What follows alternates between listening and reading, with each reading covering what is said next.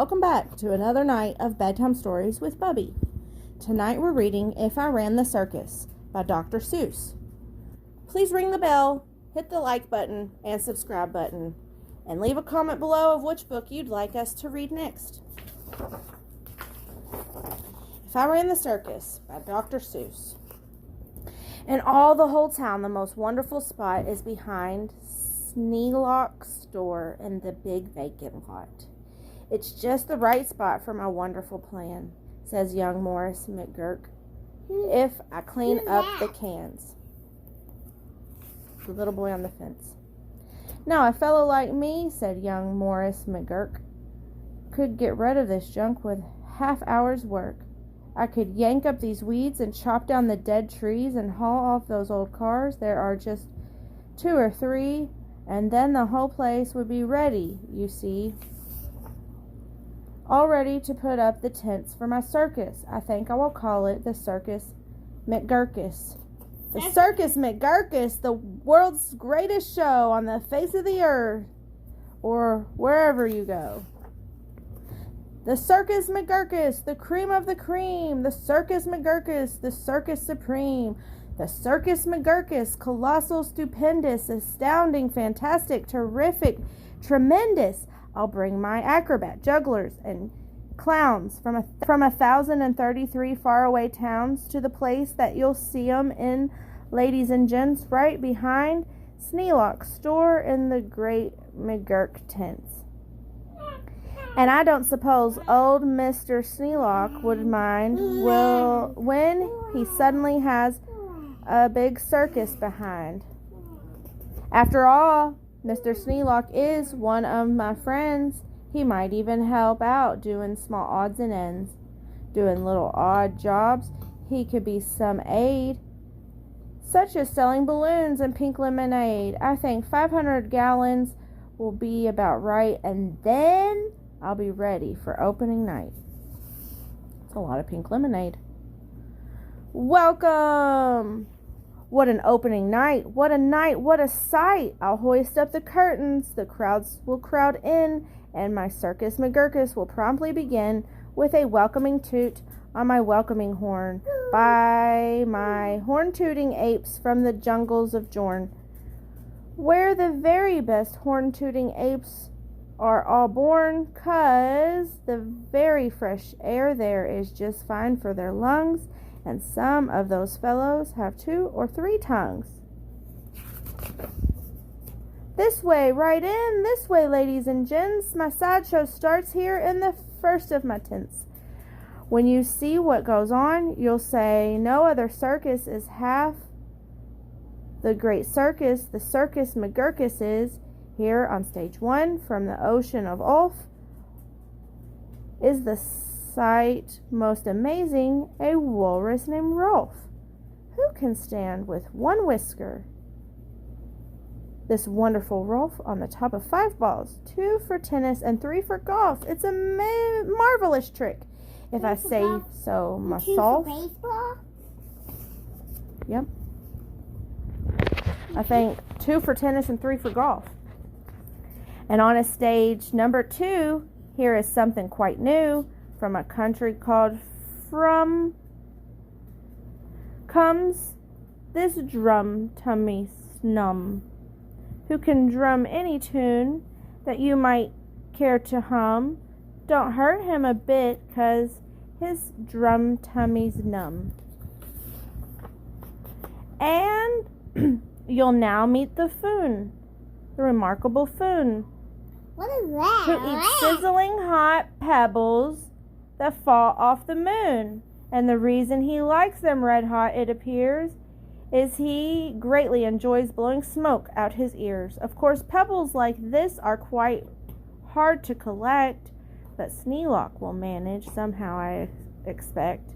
After all, Mr. Sneelock is one of my friends, and I'm sure he'll help out doing small odds and ends. And on stage 4, Mr. Sealock. right there, the Willy Waloo, who can throw his long tail as a sort of lasso with a flip of the hip With the tail of this kind, he can capture whoever is standing behind. He can capture old Sneelock. I'm sure he won't mind. And now here is a hoodwink who winks in his wink hood. Without a good wink hood, a hoodwink can't wink good. And folks, let me tell you, there's only one circus with wink-hooded hoodwinks, the Circus McGurkus. The show of all shows. There's no other showman who shows you a show with a blindfolded bowman.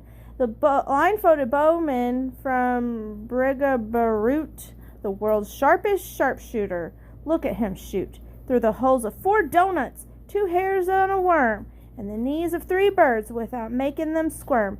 And then on through a crab apple up on the head of Sneelock, who likes to help out, as I've said. And now, come to this spot where the spotlight is hot, and you'll see in the spotlight a jugging jot who can juggle some stuff you might think he could not, such as 22 questions mark, which is a lot. Also, 44 commas, and also 1 dot. That's the kind of Circus McGurkus I've got. But that's just my sideshow, a start, a beginning. This way to the big tent, you'll find your head spinning. Why, ladies and gentlemen, youngsters and oldsters, your head will quite likely spin right off of your shoulder. So hurry up, step lively, quick, ladies and gents, and get to your seats in my tent of all tents. My parade of parades is about to commence. You'll see Drum Major Sneelock fling-flang his batoon, and my organ McGurk come on with its hot steaming pipes of gold brass-plated tin, snorting all sorts of snorts in a bum-blending din. That is super stupendous, stupendous, stupendous, and when I play Dixie, please join in the chorus. Then a fluff-muffled truffle will hide on a huffle, and next in the line a fine muxel will shuffle. The fluxamux will carry a lurch in a pail, and a fibble will carry the fluxamal's tail. While on top of the fluxamux, 3 harp twanging snarp will twang mighty twangs on their 3 snarper harp, while a blaster blows bloops on a 3-nozzle blueser. A nostler blows floops on a 1-nozzle nozzler, and then comes a lion who's partly a trout. Then more stuff for 45 minutes about. And then behind them, then while everyone stares, come my to and fro marchers, who march in 5 layers. The fros march on 2s, and the 2s march on fros. Don't know how they do it, but that's how it goes. And now comes an act of enormous enormance. No performer performed this performance. This stunt is too gripping, slippering, frightening, down from the top of the tent like greased lightning, through pots full of lots of big sticklebush trees, slides a man. What a man on a roller skate skis. And he'll steer without fear, and you'll know at a glance that it's Sneelock, the man who takes chance after chance, and he won't even rip a small hole in his pants. And now here, in this cage, is a beast most ferocious, who's known far and wide as the spotted atrocious, who growls, howls, and yowls, and most blood-curdling sound, and each tooth in his mouth weighs at least 60 pounds, and he chews up and eats with the greatest of ease things like carpets and sidewalks and people and trees. But the great Colonel Sneelock is just the right kind of man who can tame him. I'm sure he won't mind. Is he trying to get in his mouth? He training him. Then I'll let Sneelock off for a few minutes' rest, while high over your head you will see the best of the world's finest, fanciest, breezing, trapezing, my zoop troop from West Upper Bendizing, who never quite know, while they're zoop and they zoom, whether which will catch what one, or who will catch whom, or if who will catch which by the what, and just where, or just when, and just how, in which part of the air. What a circus, my Circus McGurkus. My workers love work. They say, work us, please work us.